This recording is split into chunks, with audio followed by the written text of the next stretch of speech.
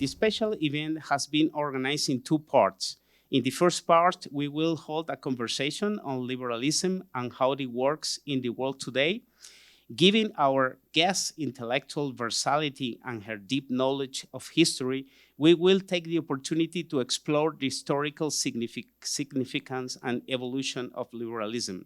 It is a privilege to address this topic with someone who has contributed so profoundly to understanding. Before concluding, I must add something personal. Years ago, in a conversation with you, I realized that one of my favorite books on academic constitutional law, and already owned, had been written by her father.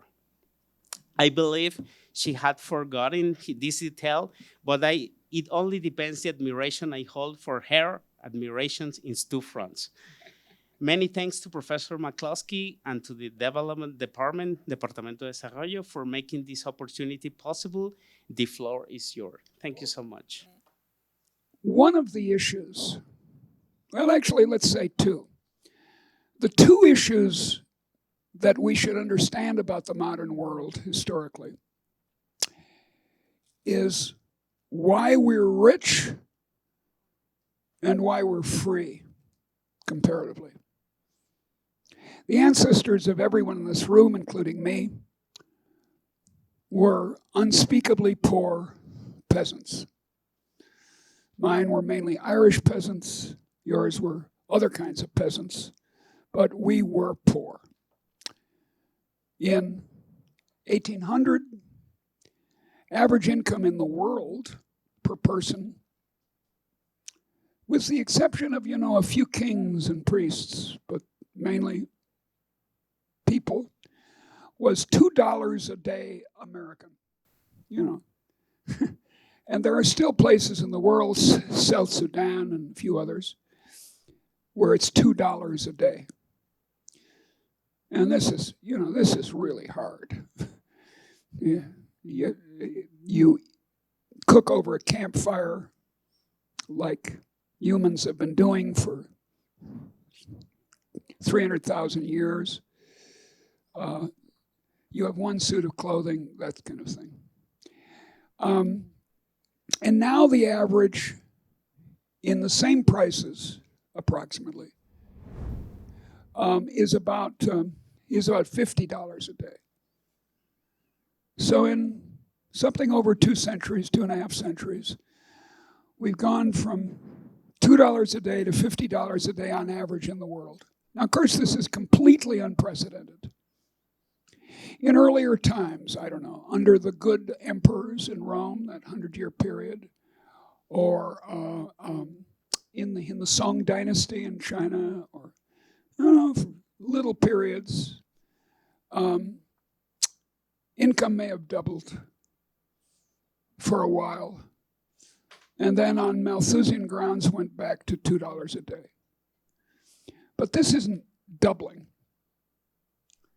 This is a factor of 25 or 30. This is 25,000%, no, not 1,000, 100% increase. And then, of course, in Switzerland, it's much higher. The Swiss in 1800 were among the poorest countries in Europe. Almost their sole export was young men to fight in the armies of Europe. That's what they did. They would go out and make money and come back. Now, Switzerland is among the richest countries in the world. ¿Por qué? Why?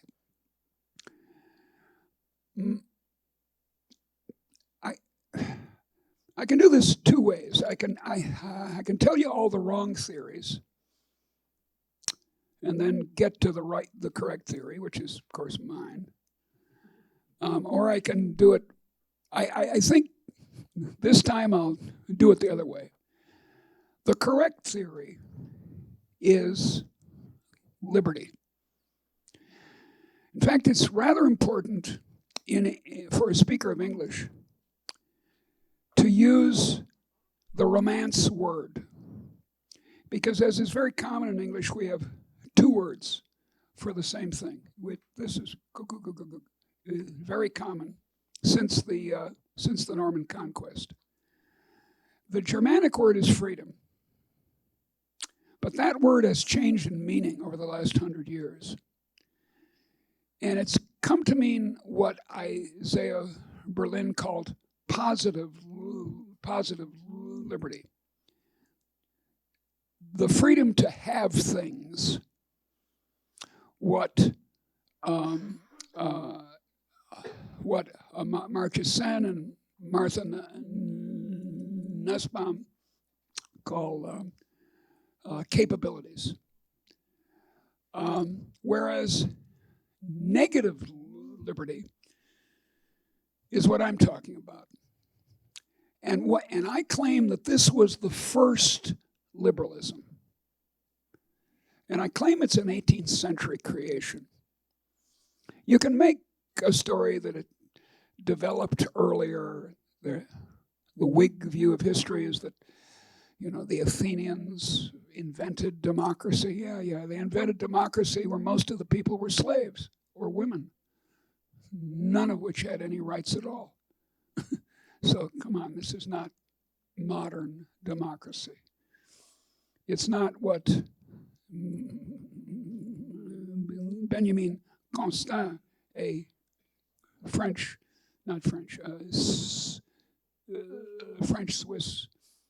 theorist in 1819 called modern liberty. That's what caused the modern world. The liberty to innovate, to try out things, to give it to you, and you, and you, and you. However poor you are, wherever you start, you're allowed to join the race of life, the foot race of life. I call it, in a book which I've finished and is under consideration at the University of Chicago Press, I call it equality of permission. And that's the passion that Alexei de Tocqueville noted in the United States on in his wonderful book, Democracy in America. He saw that was the passion of the free part of the U.S. population. We were still a slave economy, after all, in 1831 when he came to the United States. So, it wasn't a perfect liberal democracy by any means. There's an interesting story that makes this point about equality of permission. Another way of saying equality of permission is no masters. No involuntary physical coercion of anyone. Not of wives by their husbands, not of fathers, not coercion of adult children by their fathers, not coercion by the lord of the manor, of the paysan, the peasants, not the king, not anyone, no masters. That's the heart of this first liberalism. And I claim that that's what made the modern world. Someday I'm going to do an essay called Against Enlightenment, by which I mean the confusion between the Enlightenment and liberalism. They're not the same thing. Frederick the Great wrote symphonic music which is still performed. He was an excellent flutist. And in his court, he surrounded himself with intellectuals and artists and so forth. Catherine the Great was enlightened, immensely so. Yet neither Frederick nor Catherine could be called liberal. It's liberalism that made the modern world. My dear friend, Joe Mokyr, he and I agree on a lot of things. We agree that ideas are what caused the modern world.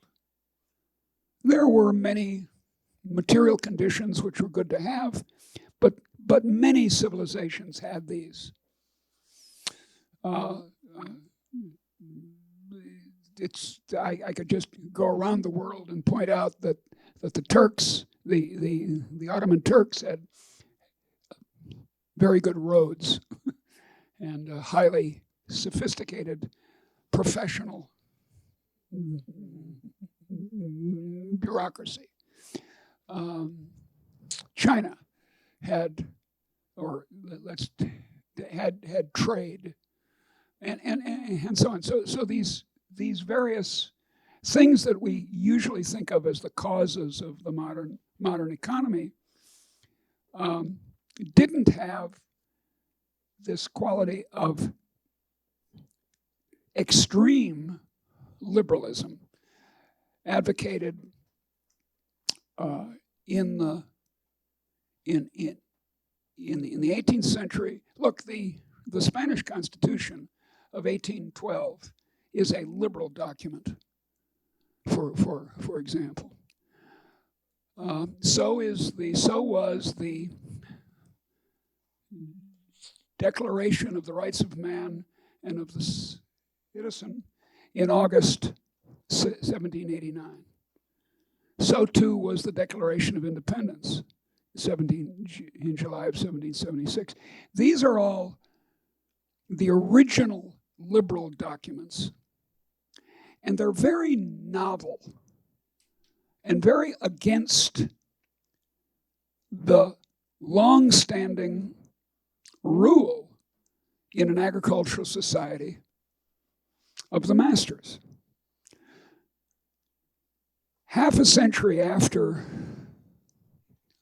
Tocqueville came to the United States, another French aristocrat came to the United States.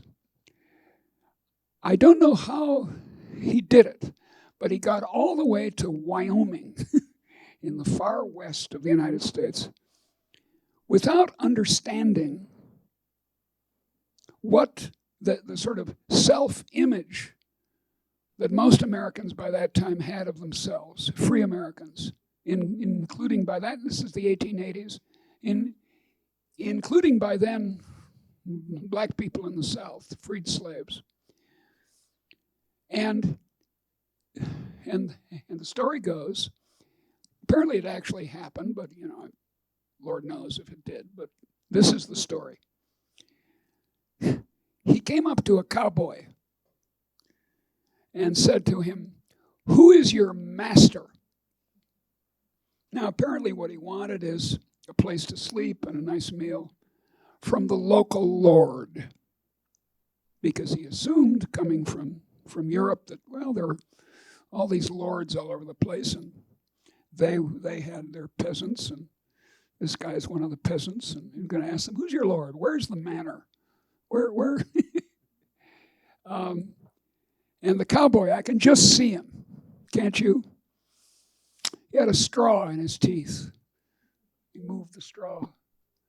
And he's standing slouching, how cowboys do. And he said, "My master, he ain't been born yet." And that's the modern equality of permission. And it's that I cherish. And Universidad Francisco Marroquín also cherishes it. At the big state university, they don't cherish it. They want new masters, the state.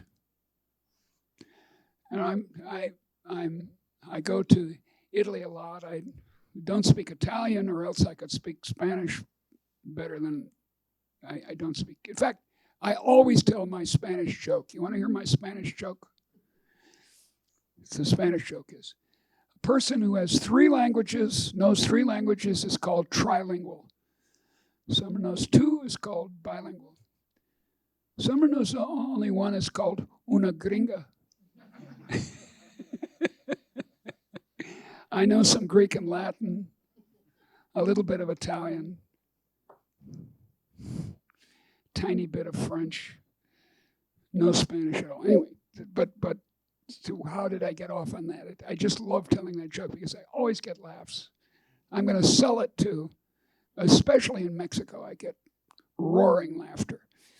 And I'm going to sell it to Mexican TV. So this, yeah, and I'm puzzled because the Italians know that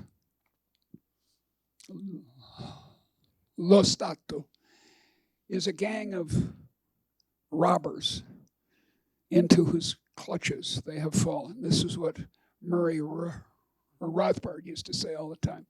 The state is a band of robbers into whose clutches we have fallen. They all know it. They speak of governo ladro, the thief state. And yet they don't vote liberal. They vote for expanding the state all the time. It's true in my own country. The left and the right, as we're accustomed to think of it in my own, let's speak of the United States. Donald Trump is just as much of a statist as AOC or people on the left of the Democratic Party are. All of them want to use the power of the state to control people, to make them do things that they want them to do. Whereas we liberals, in my view, we're not on the spectrum at all. I think of us being in a little tree house above the spectrum, left to right. We're looking down on the spectrum and saying, oh, people, don't do that. That's a terrible idea. No, stop, please. No. But they don't pay any attention to us. So anyway, that's my case for a liberalism of mutual respect, equality, not equality of outcome, as our socialist friends promise. I was once a socialist when I was a kid. And not equality of opportunity, which for a long time I thought that's what we should do.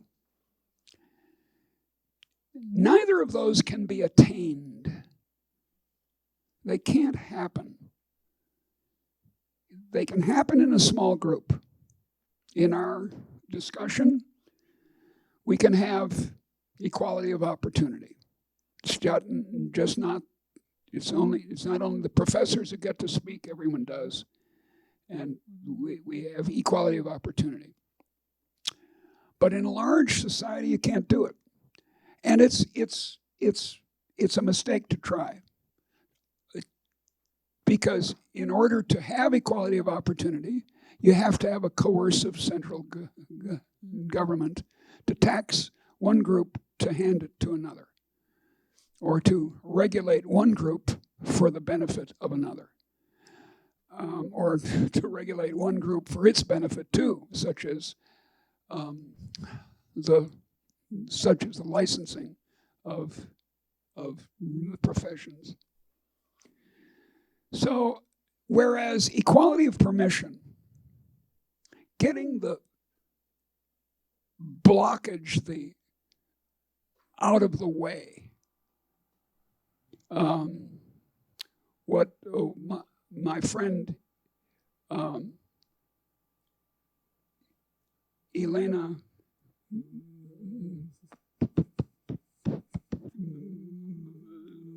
Panelitis calls informality, where poor people can't get documentation for their ownership of their houses or anything else. Cass Sunstein calls it sludge, some an obscure English word that means mud. Get all that out of the way. Allow women to be airline pilots. Don't give them a special,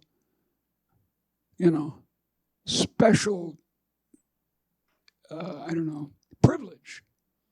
The word privilege in Latin, of course, means private law. No, give people equality of permission. So that's what I have to say. I could, as I said, I could go on for 20 hours. We can lock the door, bring sandwiches in, and I could give you all the contents of all my books, but I won't do it. Thank you. Great. In Mayan languages, I have heard, there is no word for freedom nor liberty. They have a word that means to have permission to do something, to be permitted, to be allowed. Yeah. So what is your take on that? Well, I admire the Maya very much. I've become a big fan of the inventors of one of the two cultures that invented place value for numbers, one of the 5 in the world that invented writing.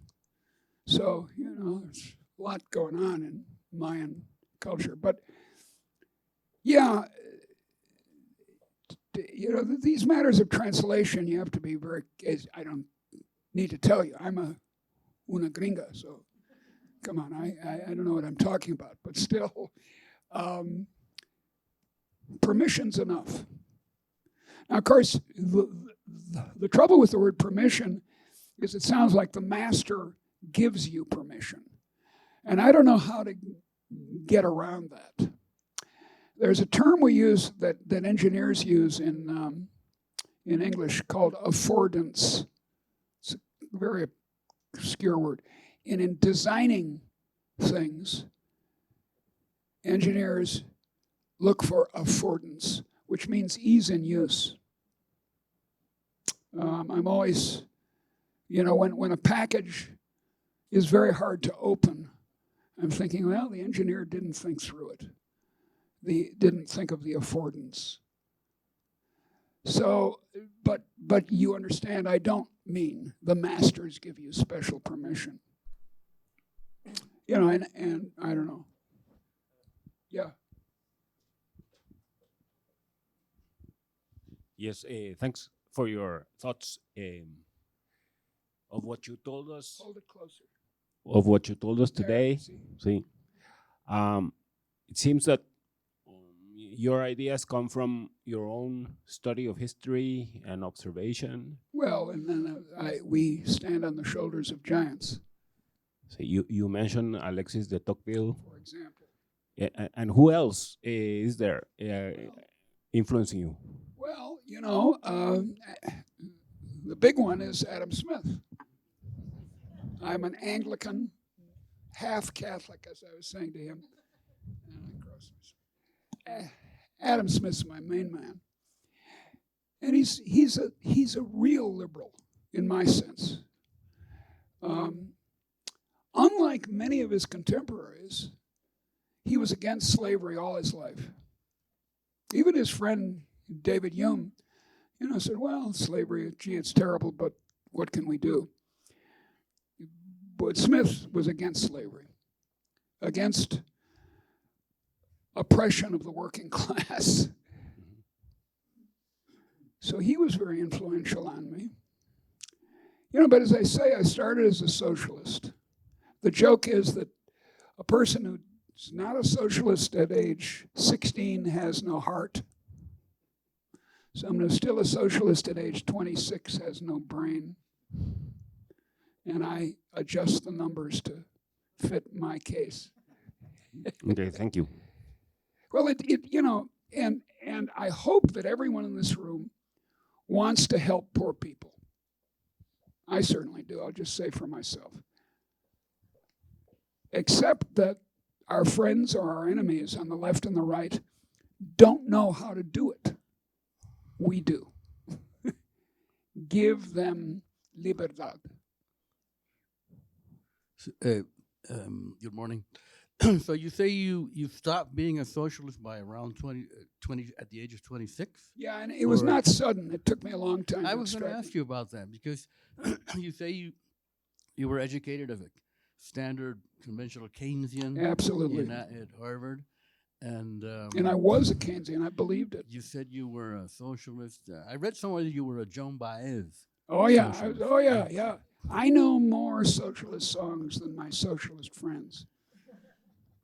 I know trade union songs. That's great. Los So- Cuatros Generales. So when did this transition start? Say, when did you start reading Adam Smith, or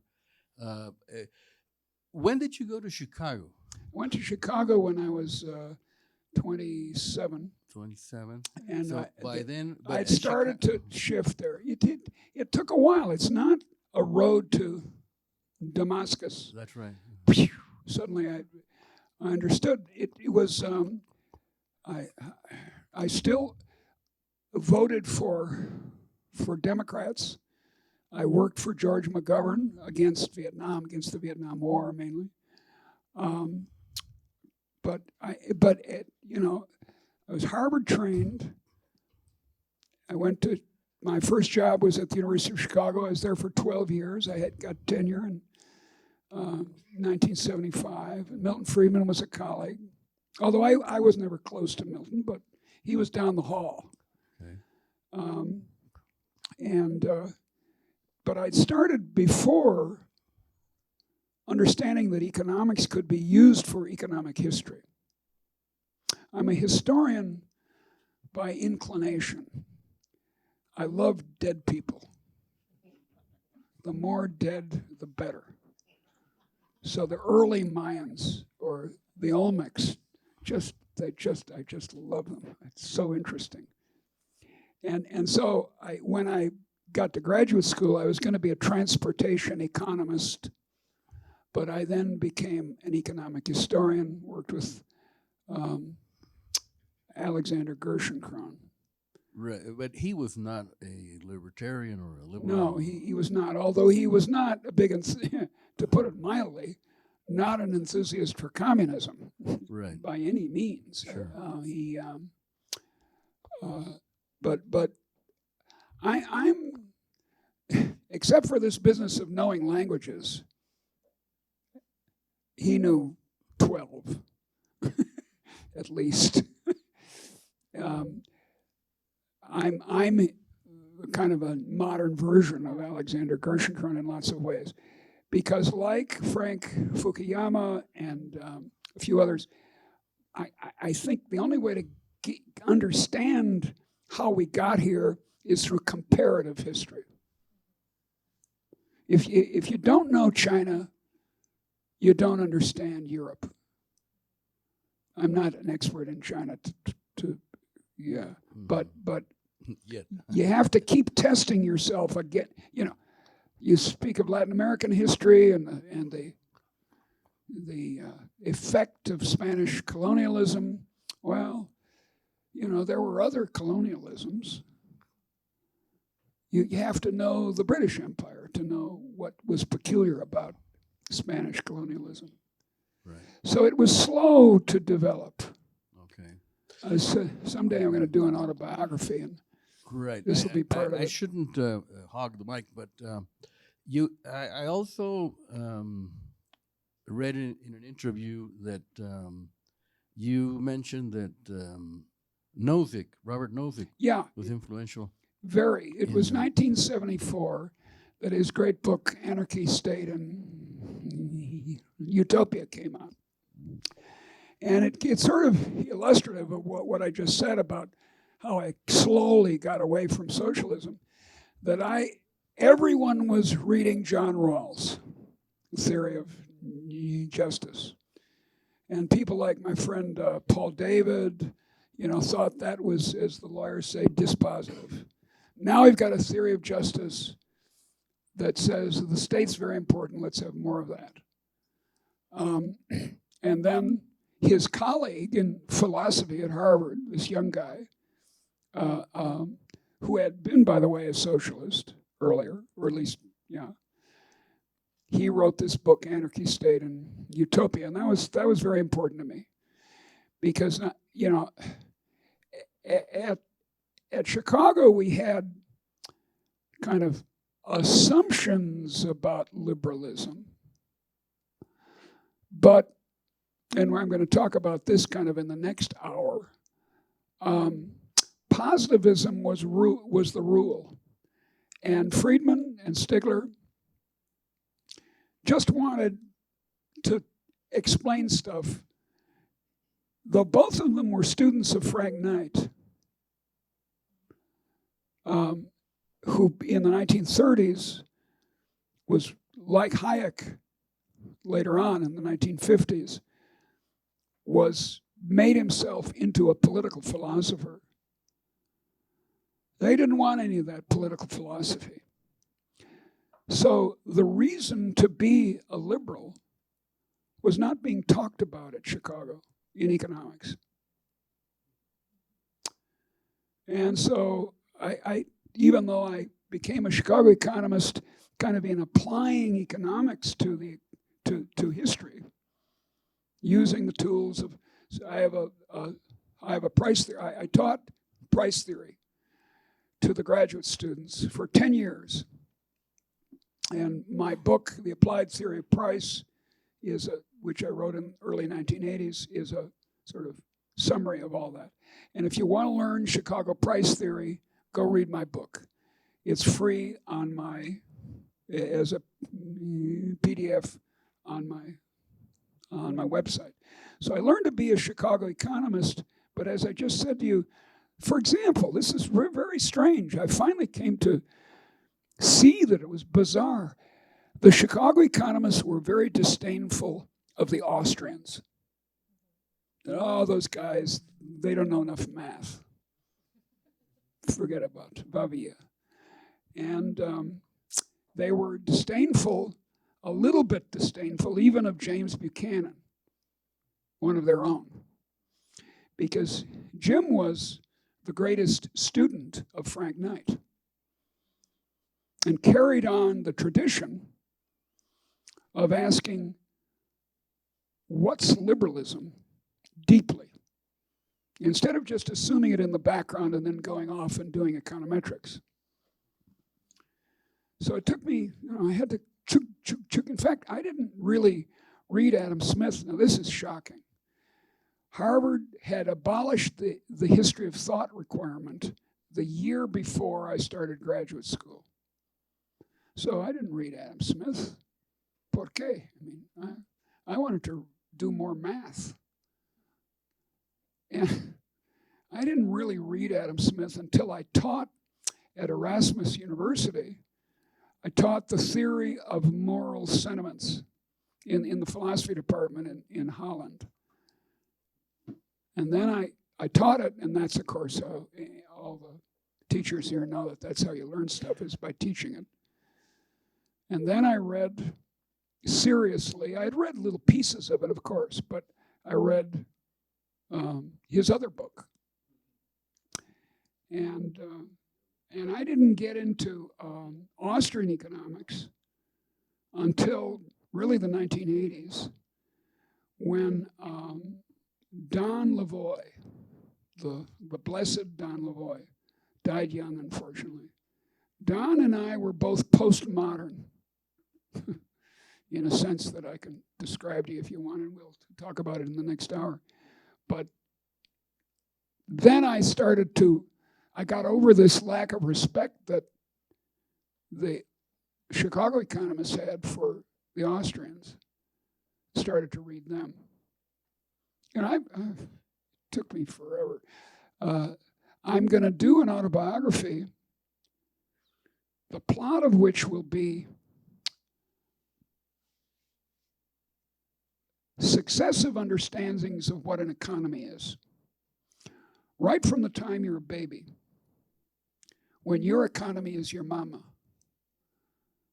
all the way through a kind of engineering view that I had as an undergraduate and as a graduate student, all the way to Austrian and now what I call humanomics. I don't want to, I've gone off giving my whole biography, sorry. Go ahead. So by the time you wrote that famous article on the rhetoric of economics, Yeah, that's right. you had not read Adam Smith. No, I hadn't read Adam Smith to speak of. You know, we all read little snippets, but I hadn't read Adam Smith seriously. So I was coming at it from the humanities. I had made myself I'd just begun to make, the whole of the 1980s were consumed with becoming a rhetorician.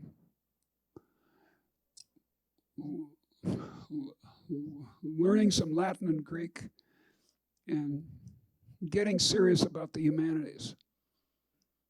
I became eventually a professor at the University of Illinois at Chicago, a professor of English Lit. That's a current problem right now, the dilemma of specialization.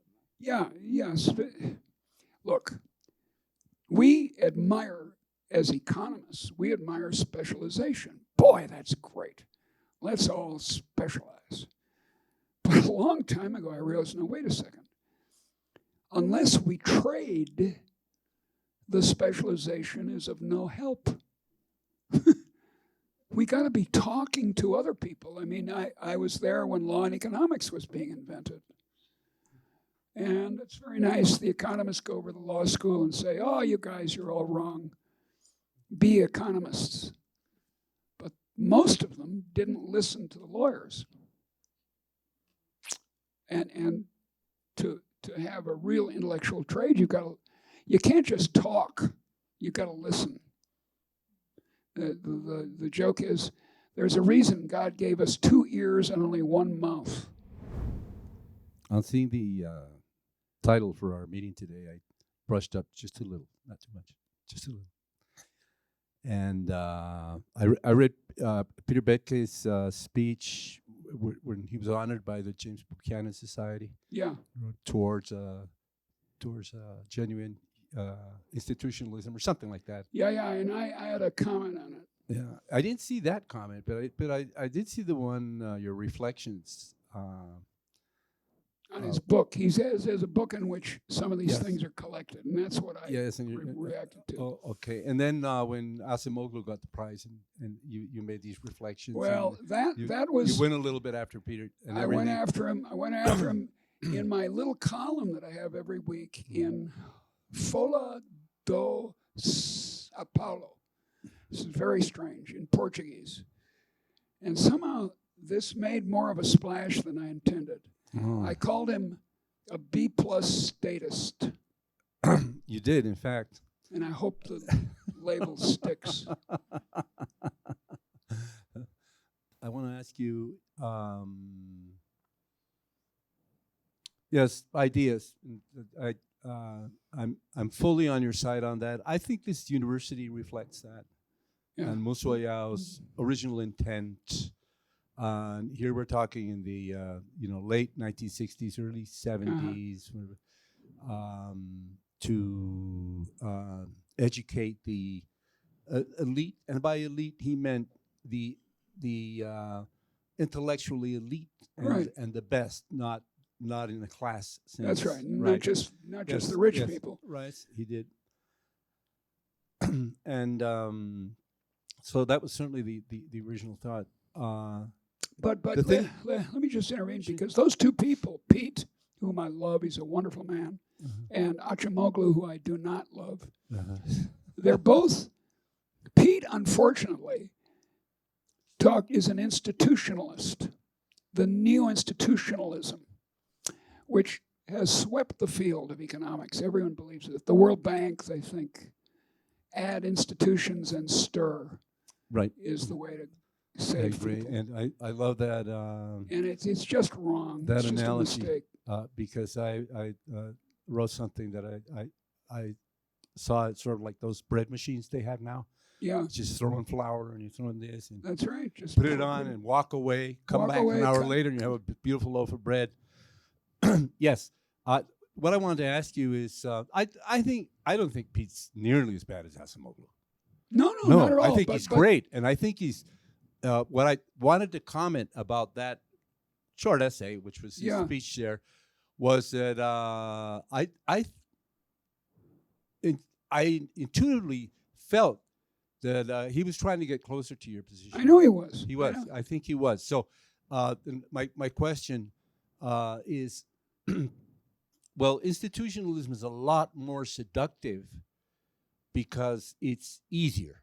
I know. It's a lot easier Sure. to preach about, Rule to of law. postulate about, That's right. to throw money at, Of course. and all these things. Whereas ideas That's and the trouble. values, That's the values it's is a the lot harder. Exactly. It's a lot harder. Exactly. And he understands this, but he's been enticed by my old friend Doug North and Achamola and these people to think that, oh well, somehow and you can't I don't think you But can Doug North was more of a path breaker than Acemoglu. yeah, think- yeah, sure he was. But I knew Doug quite well. And in a way, he kept saying that he was a path breaker. And people believe if you keep saying it enough, this is Donald Trump's technique. If you keep lying enough, people start believing it. And that's what Doug did. He kept saying, I'm against neoclassical economics. And we're going to have a new institution, as though neoclassical economists didn't care about institutions. This is loco. This is insane. Adam Smith cared. Alfred Marshall. All the neoclassical economists, whether Austrian or not, were talking about institutions. Even his contemporaries. He got the Nobel Prize in 1993. Everyone thinks it's for neo-institutionalism. No, it's not. It was with Robert Fogel, with the two of them, for the invention of cliometrics, the invention of the application of economics to economic history. How do I know that? I wrote the citation. It's my prose that's in the Nobel citation for that prize. So I didn't give it. I didn't give it. They gave it. But if you see what I mean. So actually, Doug and his followers, like John Wallace, who was a student of his, and Barry Winecast, they use neoclassical economics all the time. And they don't admit the force of ideas. Barry and I have a debate in I think it's called the Scandinavian Economic History Review, where I go after Barry Winecast in detail, and it was amicable. And he's, for example, I'll stop talking. I can't help myself. They believe, Doug believed it, Barry believed it, John Wallace believes it, Acemoglu believes it, that private property comes from kings. No, it doesn't. Anyone who's had a 2-year-old knows that humans like ownership. If you've had Come from Locke, or does it come from Locke Schmuck, it's not natural rights? No, it doesn't come from natural rights. It's none of that. It's not some theory. It's Human nature. human nature of a deep sort. We're a property species. This is what my friend, my deep friend, Bart Wilson, who's a wonderful economist and a humanist. He and I are working on a paper on humanomics. So anyway, it's not kings. It's people. And it's a sharp contrast with, there have been experiments, some of which Bart has run, on chimpanzees and gorillas.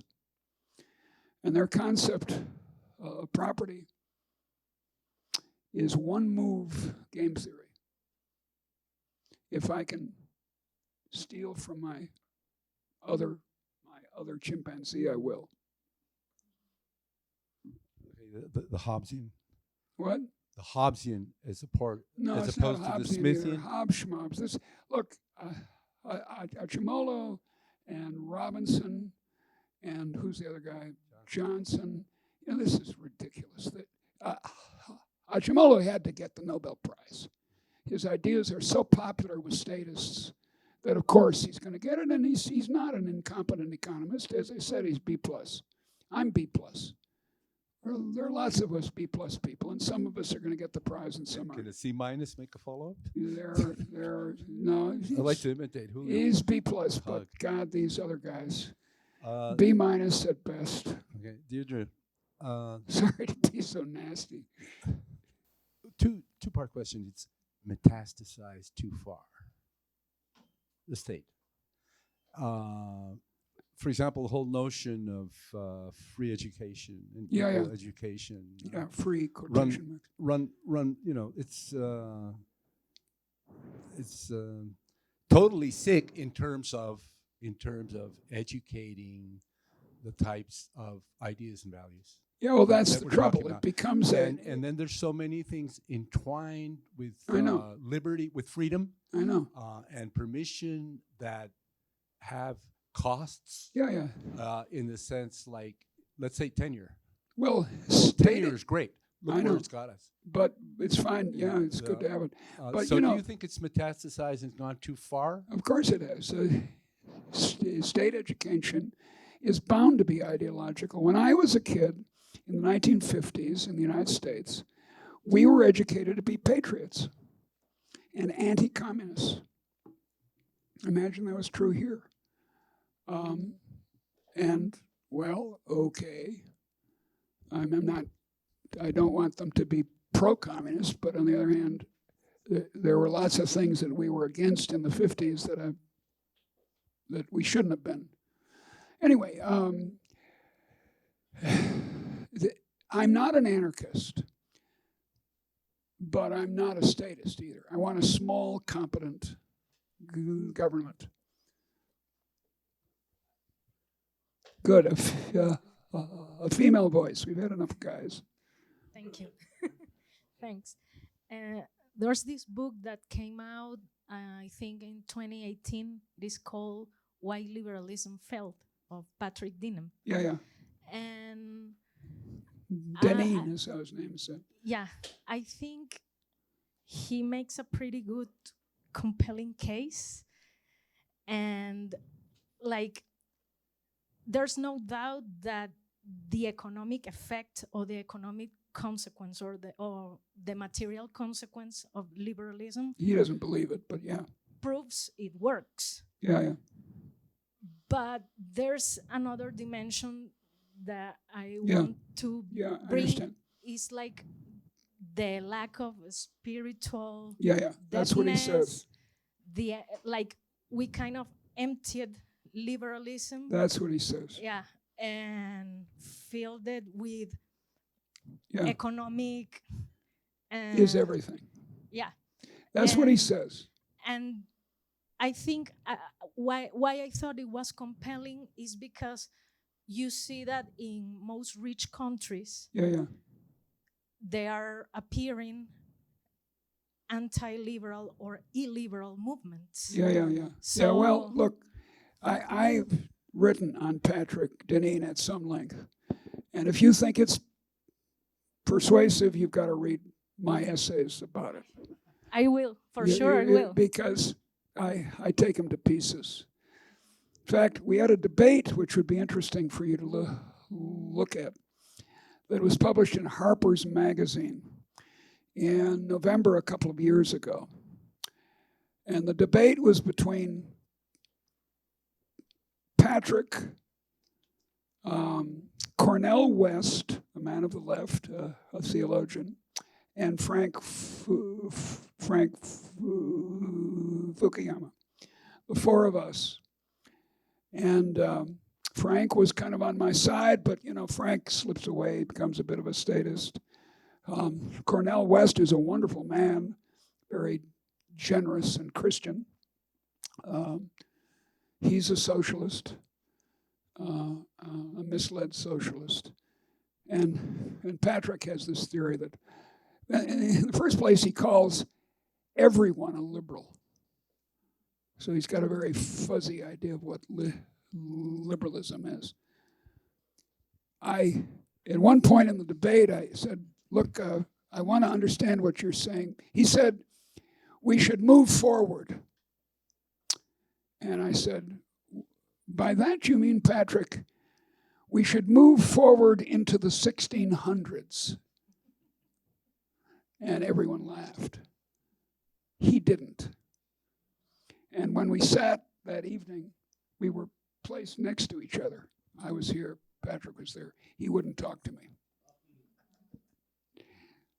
Just a few months ago, he gave a speech at George Washington University in Washington. And again, I was in the audience, and I commented. And afterwards, we were kind of milling around. He would, "Get thee behind me, Satan." He's a Catholic conservative. Now look, I'm an Anglican. I'm a Christian. I have a book, a finished book. It's been hard to sell, on Christianity and liberalism. Fukuyama also addressed the question in his latest book about liberalism and its discontents, I guess. Yeah. It's like it's happening. Yeah, I know, but in our Frank's pessimistic about it, and I wish he wasn't. I actually quite interestingly, those four people in the debate that they published in the magazine, who edited, of course, all the swearing we took out, the curses. No, there wasn't any of that. All of us were a one or another kind of Christian. It happened. Frank is, but it's not prominent. Whereas in Cornell West, that's his life, is Christianity. And I'm an Anglican, and I write from an Anglican perspective on these matters. I think it's mistaken and wrong to think that the modern world, when it's liberal, has to not have faith. In the Mayan town we went to yesterday, the Mayans are both Catholics and Mayans. And it's wonderful to behold. In the main church, it's syncretic. And the priests, they kind of get it from the beginnings of the Spanish conquest. They realized that if they were going to get these people to be Catholics, they had to admit the Day of the Dead and things like that. They had to kind of bring in pre-Columbian faiths. We can't live without faith. And Denin's claim that the modern world has corrupted faith through liberalism is, I think, just wrong. He wants women to go back in the kitchen. He wants the priests to run things. He wants to move back to the 1600s. And I say to hell with it. Thank you. I have two questions, very short ones. How close is your position to the idea of informal institution of Douglas North? Or how far do you... informal institution of Douglas North? Your position is close? No, it's completely different. Doug was a statist. Okay. That's what I accuse Pete of, Pete Boatke. The only way for this neo-institutionalism to work is through the World Bank. or the Guatemalan government is going to make these institutions. And I say in my new book that's under consideration, called what it's called Equality of Permission. The opening paragraph says, if we've learned anything from political history, we have learned that institutions don't work if bad people get in control of them. The United States has a wonderful constitution, separation of powers, James Madison, blah, blah, blah. I'm all for it. But if a thug like Donald Trump gets control of it, we're finished. You know, we used to laugh at Latin America. Guatemala, Banana Republic, all that talk. We've stopped laughing in the United States. So no, Doug had it wrong. If he was here, in fact, I said it to him as the time, although I wasn't as clear about what liberalism was then. He was, by the way, a wonderful man and a good friend and so on. But he was a simpleton. He didn't read much history. He didn't discipline his ideas by saying, now what could go wrong with this rules of the game talk? I've written very extensively about this, and so that's answer to one question. What's the second question? The second one is about your postmodernism. Is how close is to Richard Rorty neopragmatism in the States? Very close. Dick was a friend of mine.